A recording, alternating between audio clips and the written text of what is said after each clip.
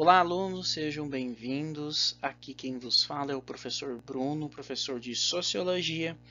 E nessa videoaula, então, nós vamos conhecer um pouquinho mais, sobre a sociologia brasileira no período, então, de 1930 até o período, então, de 1940. Então, vamos conhecer um pouquinho, sobre a produção sociológica brasileira, Então, para pensar, eu coloco um texto aqui, O ideal em sociologia não é termos posturas doutrinárias, quanto à teoria que mais gostamos, como se fosse uma espécie de verdade absoluta, não aceitando, portanto, a contribuição de outras teorias, que podem nos ajudar no trabalho de reflexão sobre a sociedade. Então, vamos falar mais um pouquinho, sobre a sociologia brasileira, Ela foi institucionalizada a partir então da década de 1930 e veio então a se fortalecer nas décadas seguintes. As produções literárias que surgiram a partir dessa década começaram a demonstrar o interesse na compreensão da sociedade brasileira quanto à sua formação e estrutura. Porém, há toda uma produção do pensamento social brasileiro importante para o acúmulo, então, do que virá a ser a sociologia brasileira. Então, os primeiros trabalhos no Brasil, os autores acabavam apresentando a tendência de escrever sobre raça, civilização e cultura, mas não tentavam explicar, então, a formação e a estrutura da sociedade brasileira.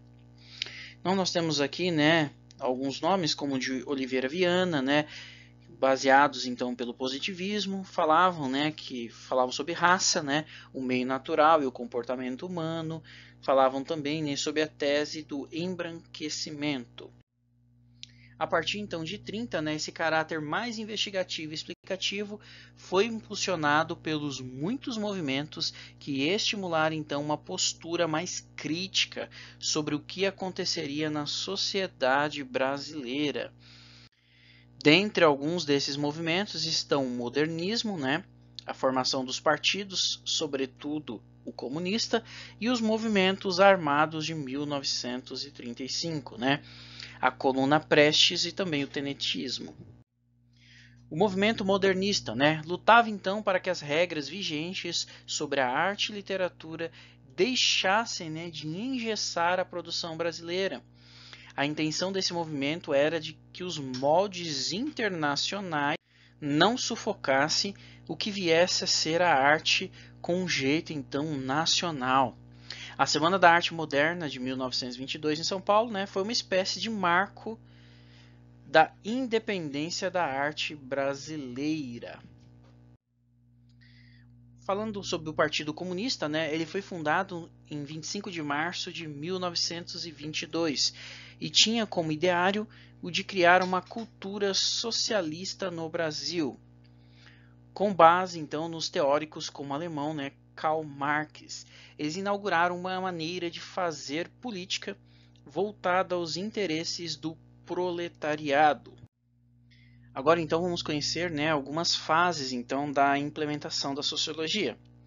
Dividindo então os acontecimentos da implementação da sociologia no Brasil como ciência em fases ou geração de autores, de acordo então com o sociólogo Otávio Lani. Vamos destacar aqui 3 delas, as quais se complementam.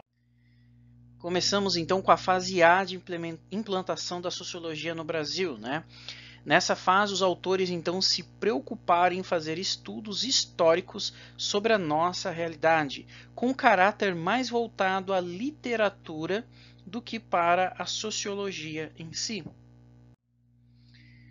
Euclides da Cunha, por exemplo, teve sua maior contribuição com o livro Os Sertões. Também fez descrição de homens que ali viviam, ou seja, os sertanejos, dos quais percebe que, ao contrário do que pensava antes de conhecê-los, eram fortes e valentes, ainda que a aparência dos mesmos não demonstrasse isso. Como foi o que o governo da época conseguiu acabar com o que considerava ser então uma revolução que reivindicava a volta do sistema monárquico. Euclides da Cunha, né, nas revelações que ele faz da sociedade em Os Sertões, transforma esta obra, né, em um dos referenciais de início do pensamento sociológico no Brasil. Na segunda fase, ou fase B, né, da implantação aqui, nós temos então uma geração de autores e ensaístas que estavam preocupados agora em desenhar um retrato do Brasil. Dentre eles, né, nós destacamos Gilberto Freire, Caio Prado Júnior, Sérgio Buarque de Holanda, né, e esses outros que estão aqui na sua tela. Né, as principais características deles, né, por exemplo, no caso de Gilberto Freire, né, ele foi o autor então de Casa Grande Senzala, livro no qual então demonstrou as características da colonização portuguesa, a formação da sociedade agrária, o uso do trabalho escravo e ainda, né, de como a mistura de raças ajudou a compor a sociedade brasileira. Quando escreveu então, né, o livro que nós já mencionamos, né, Casa Grande Senzala, ele tinha 33 anos e antirracista, que era, né, inaugurou então uma teoria que combatia a visão elitista existente na época, né, importada lá da Europa, a qual privilegiava a cor branca. Segundo tal visão racista, né, a mistura de raças seria a causa da formação defeituosa da sociedade brasileira, né? Então, segundo, né, essa visão racista, tá certo? E não do autor. E um atraso, né, segundo essa visão racista, para o desenvolvimento da nação. Porém, né, nós vemos então, né, que Casagrande apresenta uma visão positiva da miscigenação.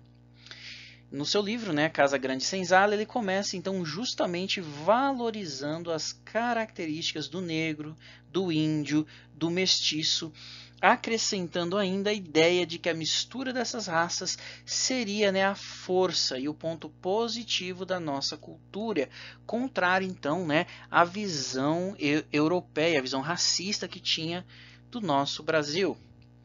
A nova maneira de ver a constituição da nacionalidade brasileira, isto é, Brasil, feito por uma harmoniosa união entre branco, de origem europeia, negro, de origem africana, o índio, de origem americana, e o mestiço, ressaltando que essa mistura contribuiu em termos de ricos valores para a formação então da nossa cultura. Nesse livro, né, é importante, né, olha o que ele diz aqui, ó, um traço importante de infiltração de cultura negra na economia e na vida doméstica do brasileiro. Resta-nos acentuar a culinária, né? Olha um ponto positivo aqui que é apresentado por Freire. Outro ponto positivo, né, foi ainda o negro quem animou a vida doméstica do brasileiro, de sua maior alegria. Nos engenhos, tanto nas plantações como dentro de casa, nos tanques de bater roupa, carregando sacos de açúcar, os negros trabalhadores trabalhavam sempre cantando, né? Então você vê aqui Freire apresentando então os aspectos positivos da nossa sociedade. No entanto, né, vale ressaltar aqui, isso é importante, né, que Gilberto Freire tinha um olhar aristocrático e conservador sobre a sociedade brasileira, pois além de justificar, olha que interessante, ó, as elites no governo, sua descrição do tempo da escravidão em Casa Grande Senzala adquire uma conotação harmoniosa, ou seja, ele não via conflitos nessa estrutura, né, de escravidão. Outro autor, né, o Caio Prado Júnior, né? Esse autor vai nos fornecer então uma visão muito mais crítica sobre a formação de nossa sociedade, né? Veja por quê. Caio Prado ele recorria à visão marxista, isto é, partindo então do ponto de vista material e econômico para o entendimento de nossa formação. Né? Então a formação do Brasil contemporâneo, né? A colônia, né? Então você vê que enquanto, né, em Casa Grande Senzala tinha uma visão mais positiva do Brasil, da miscigenação. Em Caio Prado Júnior nós veremos agora então uma visão mais marxista, né, a respeito de como foi formado então o nosso Brasil.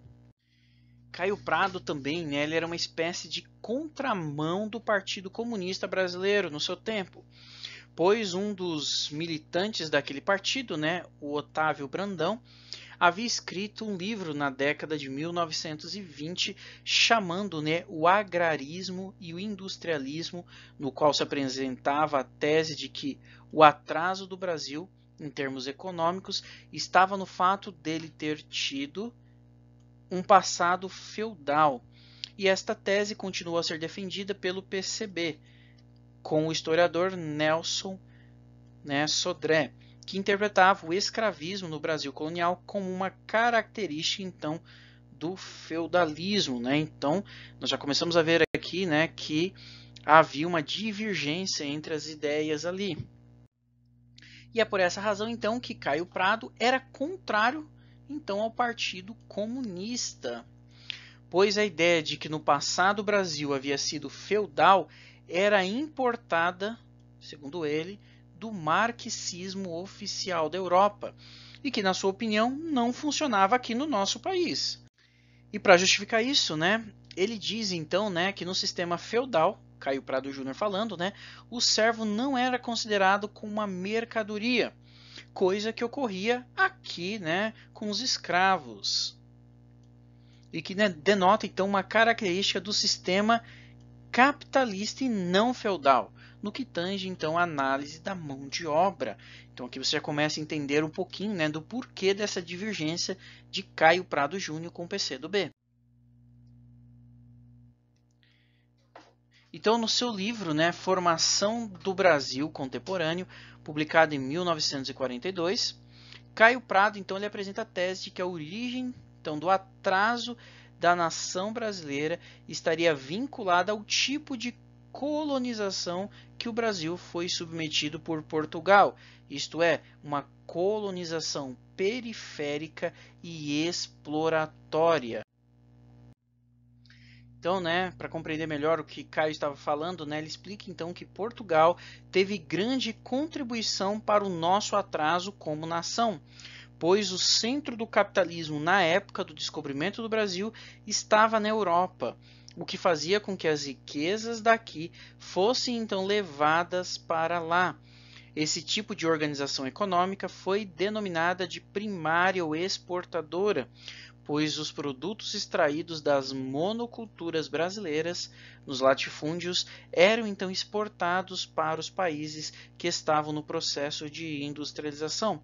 Em outras palavras, tudo que nós produzimos aqui no nosso Brasil era então enviado, né, para uma outra nação. Então vamos acompanhar aqui uma citação então, né, de Prado Júnior. Um território primitivo, habitado por rala população indígena, incapaz de fornecer qualquer coisa de realmente aproveitável para fins mercantis que se tem em vista, a ocupação não se podia fazer como nas simples feitorias comerciais, com um reduzido pessoal incumbido apenas do negócio, sua administração e defesa armada.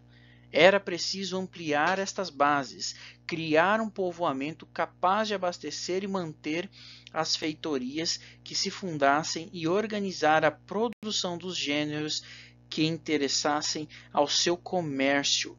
A ideia de povoar surge daí e só então daí. Entretanto, é importante notarmos, né, que Caio Prado também fez uma crítica, né, a Gilberto Freire, né? Assim sendo, segundo a visão então de Caio Prado, Gilberto Freire em Casa Grande Senzala pode ser considerado um conservador. E por que isso, professor? Seus escritos, né, nos levam a pensar que a miscigenação acontece sempre de maneira harmoniosa. Mas e a relação entre os senhores brancos e suas escravas negras, por exemplo? Se verificarmos relatos da história, veremos então que as negras eram forçadas a terem relações sexuais com eles, o que é bem diferente de harmonia. Então aqui, né, Caio já apresenta algo, uma crítica, né? Enquanto, né, Gilberto Freire fala, olha, né, a convivência entre negros e brancos era algo harmonioso, né? Caio Prado já nos apresenta uma outra visão, não é bem assim, né? Elas eram forçadas a terem relações sexuais, não era tudo, né, mil maravilhas. Outro ponto, né, sobre os problemas sociais da época, Freire não apresenta nenhuma proposta para a solução dos mesmos ou para a transformação da sociedade. Ele apenas apresenta um quadro, né, positivo da nossa sociedade. Agora vamos falar um pouquinho, né, sobre a fase C da implantação da sociologia, né? Então essa terceira geração ela é formada agora por sociólogos que viriam de diferentes instituições universitárias, fundadas a partir de 1930, e inauguraram então estilos mais ou menos independentes de fazer sociologia. Dessa forma, né, e progressivamente, a intelectualidade sociológica no Brasil começa então a ganhar corpo. Também começam a surgir estilos ou tendências, o que fez com que surgissem diferentes escolas de sociologia, né, em São Paulo, Recife, Rio de Janeiro, Salvador, Belo Horizonte, entre outros lugares, né? Então agora começam a surgir as escolas, né, os estilos, né, ou tendências de sociologia e as tais escolas de sociologia. Então nós temos, né, um exemplo, né, de sociólogo, Florestan Fernandes. Dos autores que fazem parte dessa terceira, né, nós temos Florestan Fernandes, Guerreiro Ramos, dentre vários outros. Já Florestan Fernandes, né, ele é um importante nome da sociologia crítica do Brasil.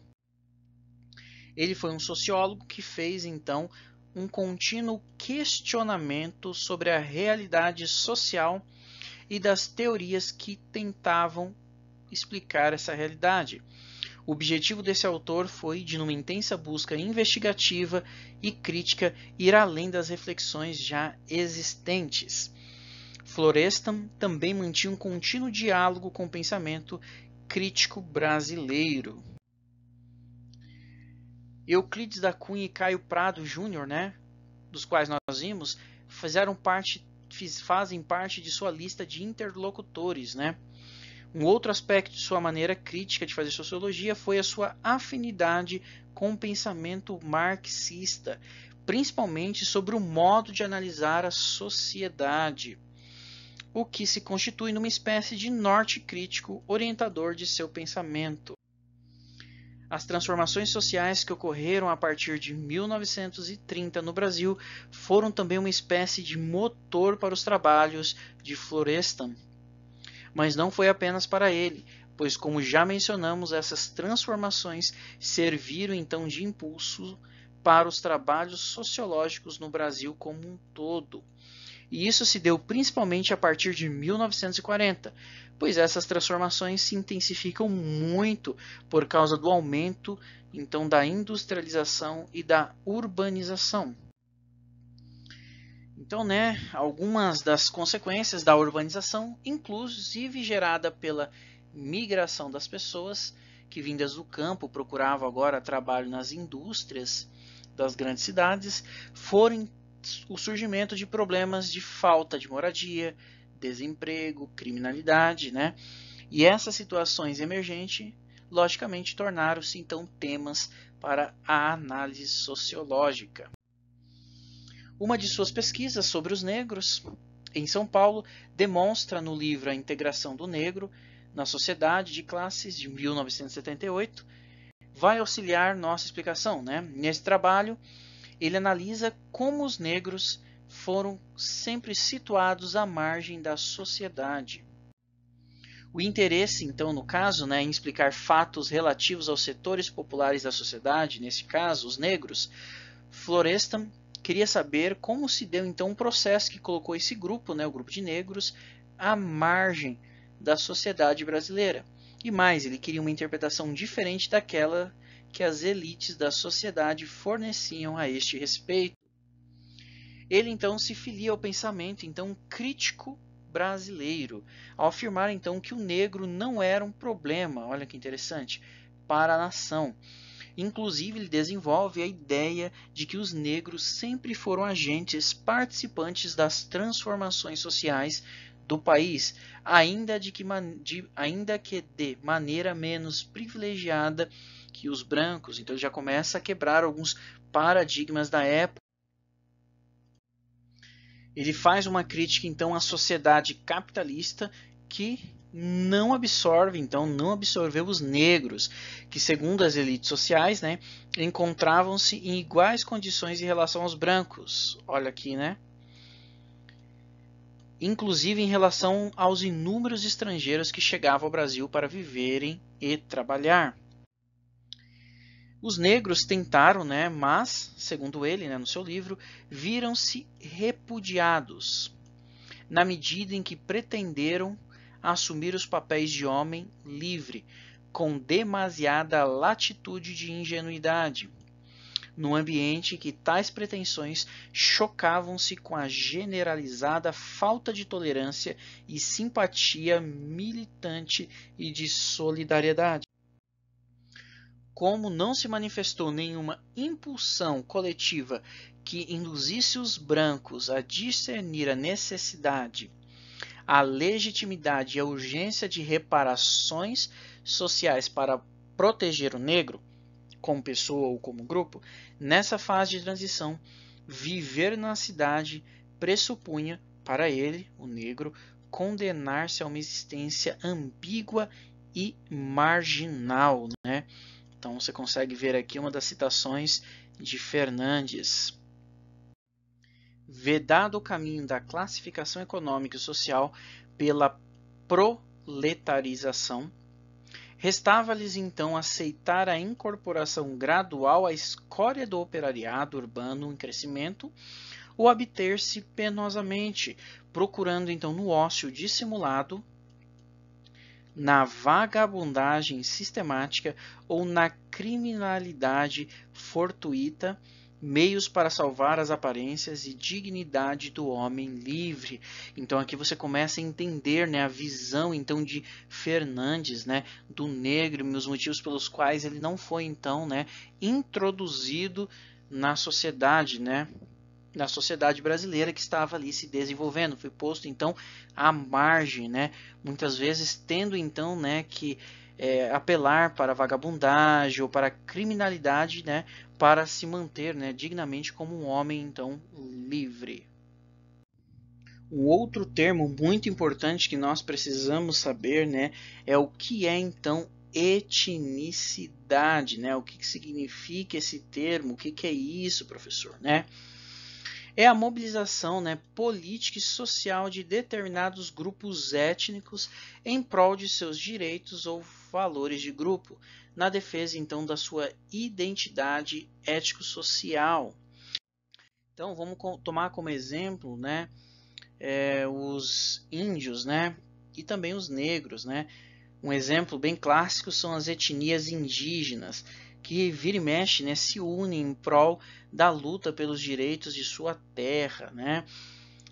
Não se trata, né, de direitos à igualdade de distribuição de renda, como no caso da reforma agrária, mas da posse legítima que os índios, né, têm das reservas da terra.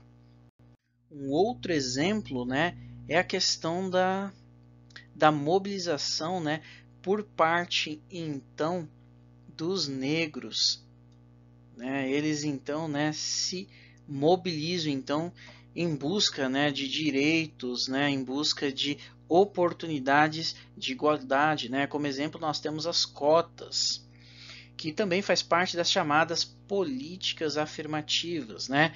Que são medidas positivas que buscam então reparar ou minimizar o racismo e a exclusão social que afetam os negros e os seus descendentes. E esse racismo ele acaba então, né, retirando a oportunidade de ingresso nas universidades e também nos concursos públicos. E devido a isso, então, né, que existem então essas cotas para tentar reparar, né, ou minimizar o racismo e a exclusão social. Outro termo que nós precisamos ver, né, aprender, é a questão do homem cordial, ela aparece, né, principalmente nos escritos, nos livros de Sérgio Buarque de Holanda, né? Em linhas gerais, né, ele apresenta o homem cordial, que seria então o retrato mais fiel do brasileiro. Ele seria então de origem patriarcal, em outras palavras, o pai, o detentor do direito de vida e morte sobre todos, de herança rural, um homem então dominado, né, pelo coração, ou seja, muito afável por um lado, mas por outro também, né, é muito impulsivo e por vezes até violento, né? Bom com os amigos e duro então com os inimigos. Então Sérgio Buarque de Holanda, né, acreditava que com o processo de urbanização, o homem, né, cordial estaria fadado a desaparecer. A radicalização da democracia e a inclusão social deveriam, de acordo com o pensador, ser então os grandes pilares para o futuro da nação. E assim então acreditava, né, Sérgio Buarque na sua teoria então do homem cordial. Não é exagero, né, dizer, portanto, né, que o desaparecimento do homem cordial era então um dos desejos de Sérgio Buarque de Holanda nos seus escritos. E somente com isso, né, o país, então, segundo ele, passaria do domínio do coração para a razão, lançando então as bases para o desenvolvimento, né? Então aqui você vê, né, mais ou menos qual era a ideia de Sérgio Buarque. Assim então, alunos, nós terminamos essa videoaula. Eu espero que você tenha gostado. Dá um joinha lá para nos ajudar. Quero lembrá-los de que existem atividades para vocês no ambiente virtual, então não deixem de fazê-las. E nos vemos então na próxima videoaula.